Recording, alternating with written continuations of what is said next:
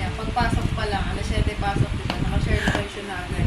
Yung ate mong mas strict pa sa magulang mo. Talaga. Nai-stress ulit ako. Tangan, hindi ang purpose na para hindi mo na ako magdala ng pamangkin. Mag-adjust ko yung Oo, pamangkin agad. Wala pa nga sa college eh. Siyempre, kailangan mo ng advanced thinking. What if kapag mga tropa mo na yung kasama mo, nasa labas kayo, Sabihin ko, mag-GG yung mga yon. cocktail lang nga pwede. Hindi nag-message. Kinabukasan nag-message. Hindi na nag-message na nakauwi. Hindi ka pa dalunan. Bahala ka sa buhay.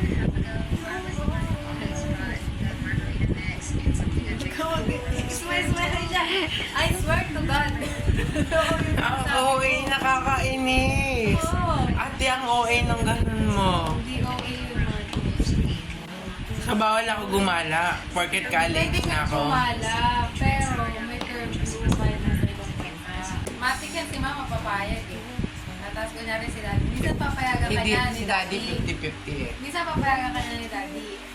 Sa akin ka matakot. Bakit? Nung nagpapaalam ka, pinapayagan ka, tapos pag ako na.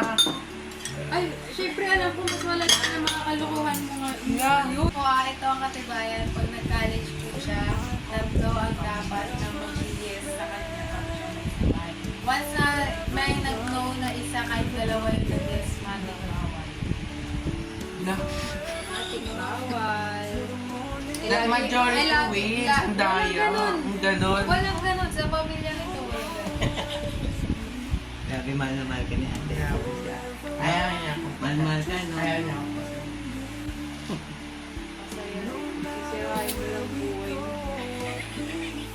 Oo eh. Sisirain mo lang buhay mo. Baka mamaya, hanapin mo. Citizen ba? Pag hindi gago yung anak ko. La! Ang OA, nakakatinis.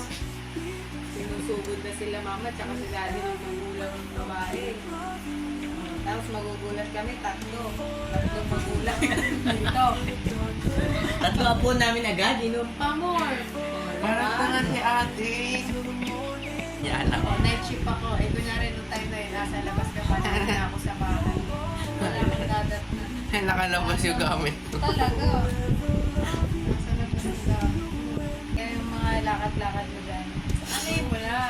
Maging happy ka na dyan. Pag nagkalit, ay, kala niya nagbibiro ako!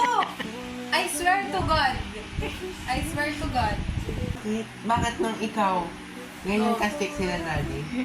Ay, hindi ko kasalanan wala akong kuya o ate. Nakastress para magka-ate.